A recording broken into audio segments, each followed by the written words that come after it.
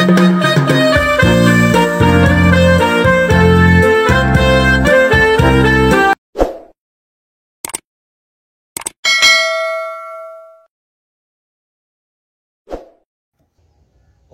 mandeh rancak bana. Selamat bertemu kembali dengan Triha Channel. Kali ini kita akan mendatangi Nagari Seribu Rumah Gadang. Nagari Kota Baru, Kecamatan Sungai Pagu, Kabupaten Solok Selatan, Provinsi Sumatera Barat. Sahabat Triha Channel, tak habis-habisnya kita mengeksplor kawasan pemukiman tradisional Minangkabau ini karena begitu banyak nilai-nilai yang terkandung di dalam kawasan Seribu Rumah Gadang Nagari Kota Baru ini. Dan kali ini kita akan menelusuri perkampungan suku Tigolareh yang ada di kawasan Seribu Rumah Gadang ini. Suku Tigolareh terdiri dari suku Kotoanye, suku Caniago, dan suku Sikumbang. Itulah 3 suku yang tergabung di dalam suku Tigolareh di daerah Nagari Kota Baru ini. Berbeda dengan suku-suku yang lain yang ada di kawasan Seribu Rumah Gadang ini.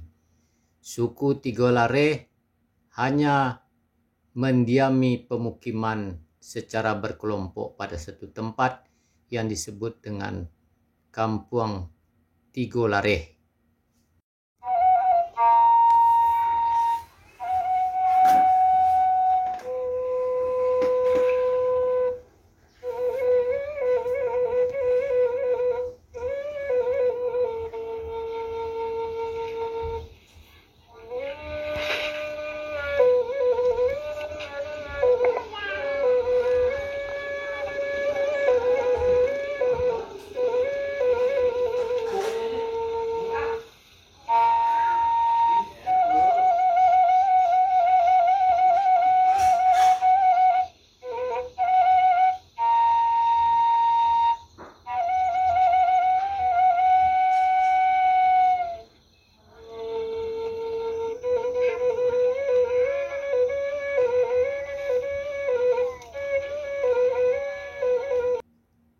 Di pemukiman kampung suku Tigolareh inilah nenek mama kaum mendirikan rumah-rumah gadang secara teratur.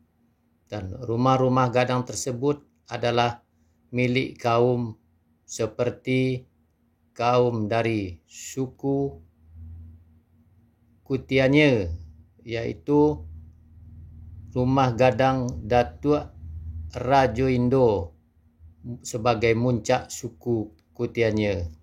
Setelah itu rumah gadang Datuk Ratu, rumah gadang Bando Sultan, rumah gadang Bagindo Sultan Alam, rumah gadang Datuk Majoindo, rumah gadang Datuk Joindo.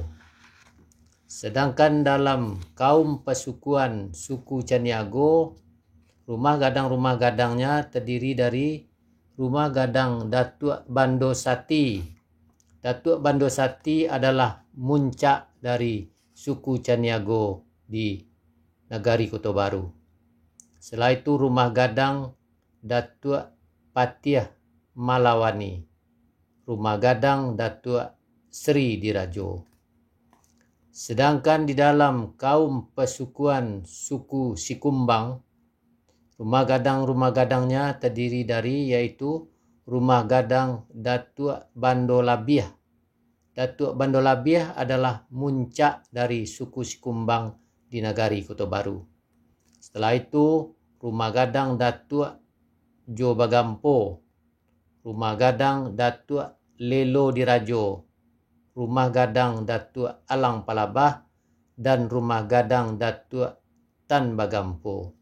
Itulah rumah-rumah gadang dari suku Tigolareh, kaum nenek mama yang menghiasi aneka ragam rumah gadang yang terhampar di kawasan Seribu Rumah Gadang Nagari Kota Baru ini.